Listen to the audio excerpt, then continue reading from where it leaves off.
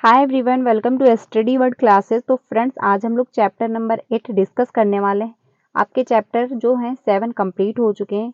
इसकी पूरी मैंने एक प्लेलिस्ट बना दी है, अगर आपने नहीं देखी तो वो भी जाके देख सकते हैं। बाकी जो आज चैप्टर है, हम लोग 8 चैप्टर डिस्कस करने वाले हैं। क्लास 6 की एनसीईआरटी हिस्ट्री जो है चल रही है। ऐसे ही करके हम लोग सारी सब्जेक्ट कंप्लीट कर लेंगे। तो जो चैप्टर है 8, इसका जो है गाँव, शहर और व्यापार, इसके बारे में हम लोग अच्छे से कवर करेंगे।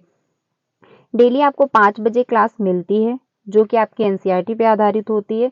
ये पेपर 2 के लिए सोशल साइंस हम लोग इसमें कवर करते हैं। जो आपको 3 बजे क्लास मिलती है, वो आपके पेपर 1 एंड पेपर 2 दोनों के लिए होती है, क्योंकि सीडीपी सेम होती है, हिंदी भी सेम होती है, तो हम लोग उसमें कवर करते हैं। ईवीएस आपका चेंज हो जाता है, क्योंकि ईवीएस जो है पेपर 1 में 1 to 5 तक ही आता है, बाकी इसमें सोशल साइंस आता है पेपर 2 में। और जो आपको 2 बजे क्लास मिलती है, वो आपके बीपीएससी एग्जाम की होती है। उसमें हम लोग मतलब अभी स्टार्ट मैंने की है, एक ही क्लास उसमें पढ़ी है। इसमें हम लोग एससीईआरटी डिस्कस करते हैं। एससीईआरटी और एनसीईआरटी में मतलब डिफरेंस ये है, काफ़ी लोग का डाउट ये रहेगा कि इसमें चेंज क्या है। तो इसमें चेंज ये है कि जो एससीईआरटी होती है वो बीपीएससी एग्जाम बिहार की होती है, वहाँ से क्वेश्चन आते हैं। एनसीईआरटी आपका सीटेट भी फॉलो करता है, बाकी बीपीएससी में भी पूछा जाता है। तो बीपीएससी की अगर तैयारी कर रहे हैं आप, टीआरई 3 एंड टीआरई 4, तो आप 2 बजे की भी क्लास ज्वाइन करिए, 5 बजे की भी क्लास ज्वाइन करिए। इससे आपका जीके जीएस जो है दोनों अच्छे से कवर हो जाएगा, आपको ज़्यादा इधर उधर भटकना नहीं पड़ेगा। जब आप थ्योरी अच्छे से कर लोगे, फिर आप प्रैक्टिस के क्वेश्चन लगा लीजिएगा, आपका पेपर 100% क्लियर हो जाएगा। क्योंकि जीके जो जीएस है, इसका सिलेबस काफ़ी बड़ा है, कहाँ से क्वेश्चन आता है कोई आइडिया नहीं रहता। लेकिन जब आप थ्योरी कर लोगे, जब आप बुक पढ़ लोगे अच्छे से, तो क्वेश्चन कहीं से भी पूछा जाए, क्योंकि क्वेश्चन किताब से ही बनेगा भाई, क्वेश्चन तो बुक से ही आएगा। और जब आप बुक सारी पढ़ के अच्छे से हो तैयार, तो क्वेश्चन कहीं से भी पूछा जाए आप कर लोगे। अगर आप मॉक टेस्ट लगा लोगे, कहीं प्रैक्टिस सेट लगाओगे, तो सिर्फ आपको वही क्वेश्चन समझ में आएगा, आप उसी का आंसर कर पाओगे। लेकिन आप प्रैक्टिस कर लोगे, आपको मज़ा भी आएगा, कम टाइम में आप ज़्यादा क्वेश्चन कर लोगे। लेकिन जब एग्जाम हॉल में आप बैठोगे, तो वही क्वेश्चन वहाँ पे सेम नहीं आएंगे, क्वेश्चन घुमाए हुए होंगे, फिर आपको समझ में नहीं आएगा, फिर वहाँ पे दिक्कत होगी। लेकिन जब आपने बुक पढ़ रखी है, तो क्वेश्चन कहीं से भी घुमाया जाए आप कर लोगे। इसलिए बुक पढ़ना बहुत ज़्यादा जरूरी है जीके एंड जीएस के लिए। आगे चलते हैं, हम लोग चैप्टर नंबर 8 डिस्कस करते हैं। तो जो है गांव, शहर और व्यापार, इसके बारे में इस चैप्टर में दिया गया है, तो हम लोग इसके बारे में देख लेते हैं। लोहे के औजार और खेती। पुराने टाइम में ऐसे औजार बने हुए होते थे, ये आप लोग देख सकते हैं। लोहे का प्रयोग आज एक आम बात है। लोहे की चीजें हमारे रोजमर्रा की जिंदगी का हिस्सा बन गई हैं। इस उपमहाद्वीप में लोगों का प्रयोग मतलब लोहे का प्रयोग लगभग 3000 साल पहले शुरू हुआ। अगर आपसे क्वेश्चन पूछा जाए कि जो लोहे का प्रयोग है, ठीक है, वो कितने टाइम पहले शुरू हुआ था, तो वो आपका 3000 साल पहले शुरू हुआ था। महापाषाण कब्रों में लोहे के औजार और हथियार बड़ी संख्या में मिलते हैं। ये चैप्टर में जो आपका 4 है, इसमें हम लोगों ने देखा था, उसमें जब कब लोगों की मृत्यु हो जाती है, ठीक है, तो लोगों को जब दफनाया जाता है, तो उनकी कब्र के अंदर ही कुछ खाने के लिए और कुछ ऐसे औजार रख दिए जाते थे, क्योंकि माना ये जाता था, पुराने टाइम में लोग ये समझते थे कि मृत्यु के बाद भी जीवन है, तो उनके लिए खाने की व्यवस्था भी कर देते थे। लेकिन जब पुराने टाइम में कब्र खोदी गई, तो उसमें ये सब मिला। आगे चलते हैं। करीब 25 वर्ष पहले लोहे के औजार के बढ़ते उपयोग का प्रमाण मिलता है। इनमें जंगलों को साफ करने के लिए कुल्हाड़ियां, जुताई के लिए हलों के फाल शामिल हैं। आगे चलते हैं। कृषि उत्पादन बढ़ाने के लिए उठाए गए अन्य कदम। सिंचाई। समृद्ध गांव के बिना राजाओं तथा राज्यों का बने रहना बहुत मुश्किल था, क्योंकि विशाल गांव होगा, समृद्ध राज्य बनेगा, तो लोग होंगे तो उनकी आवश्यकताएं होंगी, तो सारी आवश्यकताओं को पूरा करना मुश्किल हो रहा था। जिस तरह कृषि के विकास में नए औजार तथा रोपाई महत्वपूर्ण कदम थे, उसी तरह सिंचाई भी काफी उपयोगी साबित हुई, क्योंकि फसल उगाने के लिए आपको पानी की आवश्यकता तो पड़ेगी ही। इस समय सिंचाई के लिए नहरें, कुएं, तालाब तथा कृषि जलाशय भी बनाए गए, क्योंकि जब आपको कृषि करनी है, खेती करनी थी, तो उसके लिए आपको सिंचाई की भी आवश्यकता पड़ेगी, इसलिए कुएं, तालाब बनवाए गए। आगे चलते हैं, इसमें हम लोग देख लेते हैं। लोगों द्वारा परिश्रम किया गया, किसानों को लाभ मिला, क्योंकि अब उत्पादन की अनिश्चितता घटी। ये आपको इसमें भरना है। ठीक है, तो यहाँ से क्वेश्चन नहीं आएगा। हम लोग आगे चलते हैं। गांव में कौन रहते थे, इसके बारे में हम लोग देख लेते हैं। इस उपमहाद्वीप के दक्षिण तथा उत्तरी हिस्से में अधिकांश गांवों में कम से कम 3 तरह के लोग रहते थे। तमिल के क्षेत्र में बड़े भूस्वामियों को वल्ला, साधारण हलवाहों को उड़वार और भूमिहीन मजदूरों दास कटेसियार और अदमई कहलाते थे। ठीक है, देश के उत्तरी हिस्से में गांव का प्रधान व्यक्ति ग्राम भोजक कहलाता था। अक्सर एक ही परिवार के लोग इस पद पर कई पीढ़ियों तक बने रहते थे। पुराने टाइम में ये होता था, अगर एक राजा बन गया है तो उसी के घर का व्यक्ति यानी उसी का बेटा बनेगा राजा, फिर उसका बेटा बनेगा। तो ऐसे वंशानुक्रम में जैसे विरासत में नहीं मतलब मिलती है, वैसे ही राजा बनते रहते थे। आगे चलते हैं। अक्सर एक ही परिवार के लोग बनते रहते थे, यानी कि यह पद अनुवांशिक था। ग्राम भोजक के पद पर आमतौर पर गांव का सबसे बड़ा भूस्वामी होता था। साधारणतया इनकी जमीन पर इनके दास और मजदूर काम करते थे। इसके अतिरिक्त प्रभावशाली होने के कारण प्रायः राजा भी कर वसूलने का काम इन्हीं को सौंप देते थे। ये न्यायाधीश का और कभी-कभी पुलिस का भी काम करते थे। ग्राम भोजकों के अलावा अन्य स्वतंत्र कृषक भी होते थे, जिन्हें गृहपति कहते थे। अगर पूछ लिया जाए ग्राम भोज मतलब जो स्वतंत्र कृषक थे उनको क्या कहते थे, तो उन्हें गृहपति कहते थे। ज्यादातर छोटे किसान भी होते थे। इसके अतिरिक्त कुछ ऐसे स्त्री पुरुष होते थे जिनके पास अपनी जमीन नहीं होती थी। इनमें दास कर्मकार आते थे, जिन्हें दूसरों की जमीन पर काम करके अपनी जो जीविका थी चलानी पड़ती थी। अधिकांश गांव में आपने आज की डेट में भी देखा होगा, बहुत लोग गांव में ऐसा होता है कि लोग दूसरों की जमीन पे मतलब कृषि करते हैं, जो फसल है वो उगाते हैं। अधिकांश गांव में लोहार, कुम्हार, बढ़ाई तथा बुनकर जैसे कुछ शिल्पकार थे वो भी होते थे। प्राचीनतम तमिल रचनाएं जो थी वो हम लोग देख लेते हैं।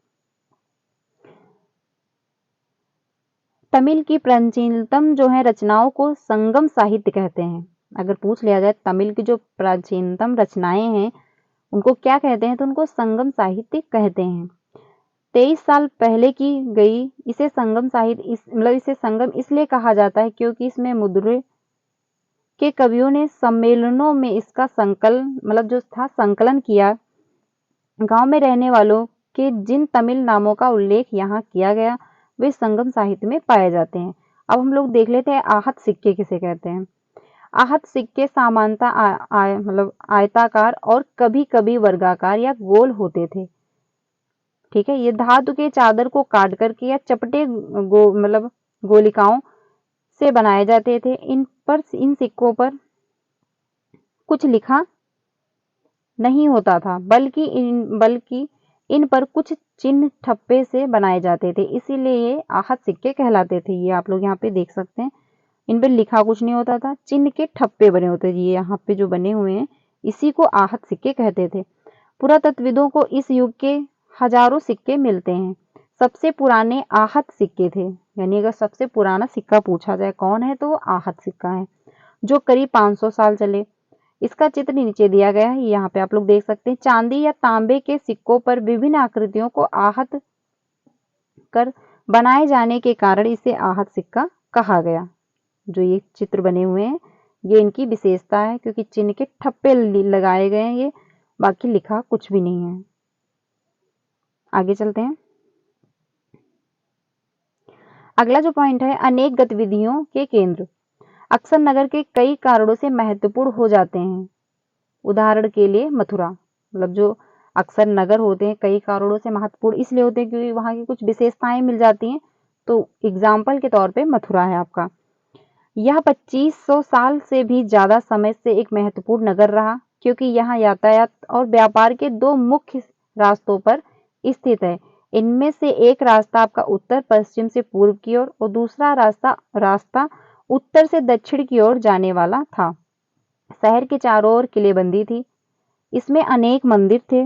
आसपास जो है के किसान पशुपालक शहर में रहने वालों के लिए भोजन जुटाते थे तथा मथुरा एक बेहतरीन मूर्तियां बनाने का केंद्र भी रहा। आगे चलते हैं। लगभग 2000 साल पहले मथुरा कुषाणों की दूसरी राजधानी बनी। इसके बारे में अगले अध्याय में पढ़ेंगे। मथुरा एक धार्मिक केंद्र भी रहा। यहाँ बौद्ध विहार और जैन मंदिर हैं जो मथुरा में हैं। यह कृष्ण भक्ति का एक महत्वपूर्ण केंद्र भी था। आगे चलते हैं। मथुरा में प्रस्तर खंड तथा मूर्तियों पर अनेक अभिलेख मिलते हैं। आमतौर पर यह संक्षिप्त अभिलेख हैं जो स्त्रियां तथा पुरुषों द्वारा मठों या मंदिरों को दिए जाने वाले दान का उल्लेख करते हैं। प्रायः शहर के राजा रानी, अधिकांश व्यापारी तथा शिल्पकार इस प्रकार के दान करते थे, क्योंकि दान जो होगा वो जिसके पास ज्यादा धन होगा वही करेगा। तो जो राजा रानी थे, अधिकारी लोग थे, उनके पास अधिक धन होने के कारण वो दान किया करते थे शिल्पकारों को। उदाहरण के लिए मथुरा के अभिलेख और सुनारों, लोहारों, बुनकरों, टोकरी बुनने वालों, माला बनाने वालों तथा इत्र बनाने वालों के उल्लेख मिलते हैं। आगे चलते हैं हम लोग। शिल्प तथा शिल्पकार। पुरा स्थलों से शिल्पों के नमूने मिलते हैं। अगर पूछा जाए शिल्पों के नमूने कहाँ से मिलते हैं तो पुरा स्थलों से मिलते हैं। इसमें मिट्टी के बहुत ही पतले और सुंदर बर्तन मिलते हैं जिन्हें उत्तरी काले चमकीले पात्र कहा जाता है, क्योंकि ये ज्यादातर उपमहाद्वीप के उत्तरी भाग में मिलते हैं। इसी के कारण इसे उत्तरी काले चमकीले पात्र कहा जाता है। ध्यान रहे कि अन्य दूसरे शिल्पों के अवशेष नहीं बचे होंगे। जैसे कि विभिन्न ग्रंथों से हमें पता चलता है कि कपड़ों का उत्पादन बहुत महत्वपूर्ण था। उत्तर में वाराणसी और दक्षिण में मदुरै इसके प्रसिद्ध केंद्र थे। यहाँ स्त्री पुरुष दोनों काम करते थे पुराने टाइम में भी। आगे चलते हैं। उत्तरी काले चपके पात्र देख लेते हैं हम लोग। ये एक कटोरे चाक निर्मित धातु की तरह दिखने वाले तथा चमकदार काली सतह वाले पात्र होते थे। ये मतलब ऐसे दिखते थे। इनसे बनाने के लिए कुम्हार मिट्टी के बर्तनों को भंडों पर उच्च ताप पर रखते थे, जिसके परिणाम स्वरूप इन बर्तनों की बाहरी सतह काली हो जाती थी। इन पर एक पतली काली लेप भी लगाई जाती थी जो इस बर्तन को शीशे जैसे चमक प्रदान करता था। तो ये मतलब ऐसे बनाया जाता था। जो ये आपका उत्तरी काले चमके पात्र होते थे। आगे चलते हैं। अनेक शिल्पकार तथा व्यापारी अपने अपने संघ बनाने लगे थे, जैसे श्रेणी कहते थे, यानी जिन्हें श्रेणी कहते थे। यह शिल्पकारों की श्रेणियों का काम प्रशिक्षण देना, कच्चा माल उपलब्ध कराना तथा तैयार माल का वितरण करना था, जबकि व्यापारियों की श्रेणियां व्यापार का संचालन करती थी, मतलब उनका देखभाल करती थी। श्रेणियां बैंकों के रूप में काम करती थी, जहां लोग पैसे जमा करते थे। इस धन का निवेश लाभ के लिए किया जाता था। उससे मिले लाभ का कुछ हिस्सा जमा करने वाले को लौटा दिया जाता था, जो आज की डेट में भी होता है। फिर मठ आदि धार्मिक स्थानों को दिया जाता था। आगे चलते हैं हम लोग। सूत कातने और बुनने के नियम। तो यहां से क्वेश्चन आएगा नहीं, फिलहाल हम लोग थोड़े थोड़े पॉइंट देख लेते हैं। यहाँ से हम लोग स्टार्ट करते हैं। ऊन, पेड़ों की छाल, कपास, पटुआ तथा सन को तैयार करने के लिए काम में विधवाओं, सक्षम अक्षम महिलाओं, भिक्षुणियों, वृद्ध वैश्यों, राजा की अवकाश प्राप्त दासियों, सेवियों और अवकाश प्राप्त देवदासी को लगाया जाता था। जो मतलब सूत कतरने की, तो सूत कतरने का जो काम है, जैसे कपड़ा बुनने का जो काम है, तो ये लोग करती थी। जो ये मतलब दासियां हो गई, जो वैश्या लोग थी, भिक्षुणियां लोग थी, तो अपना खर्चा चलाने के लिए ये काम कर लिया करती थी। आगे चलते हैं हम लोग। यहाँ से देखते हैं, क्योंकि वहां से क्वेश्चन नहीं आने वाला है। सूक्ष्म निरीक्षण जो है आपका अरिका मेटू जो है, उसके बारे में देख लेते हैं। अरिका मेडू जो है आपका लगभग 2200 से लेकर के 1900 साल पहले अरिका मेडू एक पतन था। यहाँ दूर दूर से आए हजारों मतलब जहाजों के सामान उतारे जाते थे। यहाँ ईंटों से बना एक ढांचा मिलता है जो संभवतः गोदाम रहा होगा, यहाँ भूमध्य सागरीय क्षेत्र के एफोरा जैसे पात्र मिले हैं। इनमें शराब या तेल जैसे तरल पदार्थ रखे जा सकते थे। यहाँ पे आगे देखते हैं हम लोग। इनमें दोनों तरफ से पकड़ने के लिए हत्थे लगे थे। साथ ही यह एरेटाइन जैसे मुहर लगे लाल चमकदार बर्तन भी मिलते थे। इन्हें इटली के एक शहर के नाम पर एरेटाइन पात्र के नाम से जाना जाता था। इन्हें मुहर लगे सांचे पर गीली चिकनी मिट्टी को दबाकर बनाया जाता था। यहाँ पे हम लोग देख लेते हैं।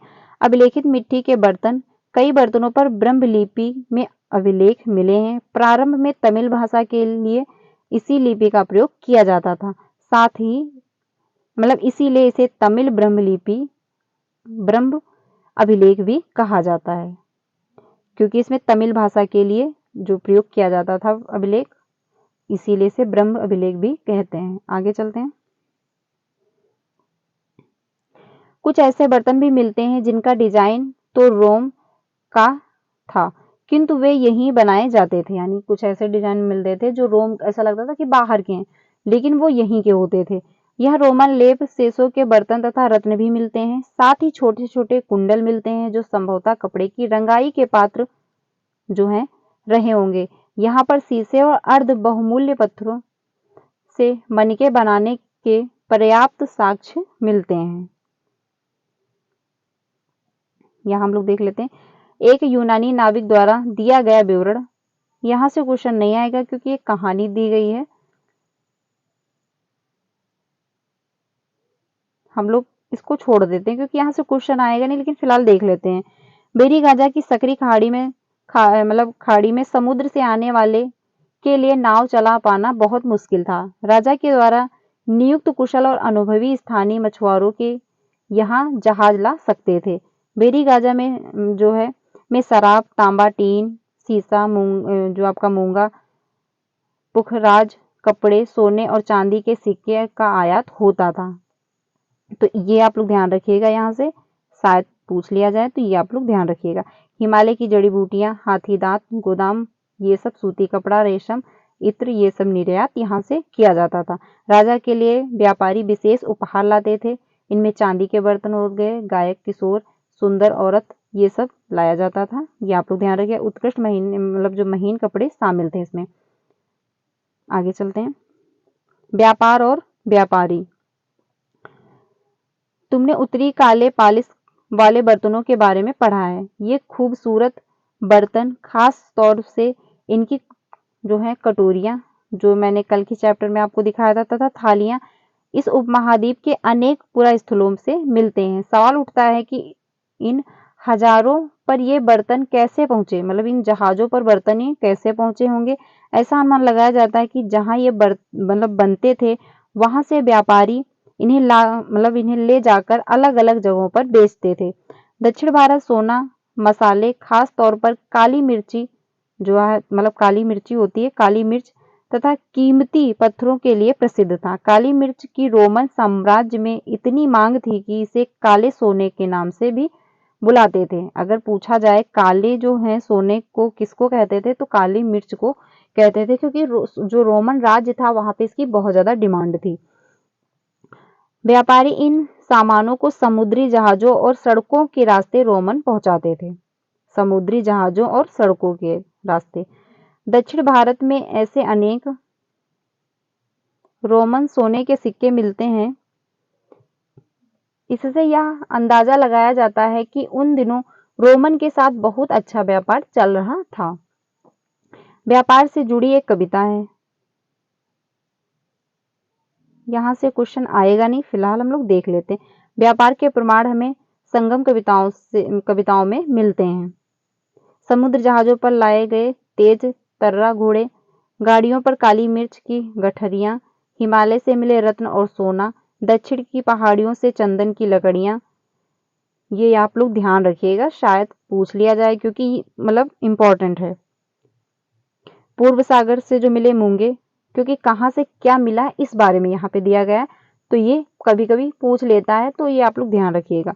गंगा और कावेरी की फसलें, श्रीलंका से आए खाद्यान्न, और म्यांमार से बने मिट्टी के बर्तन और दुर्बल कीमती आयात।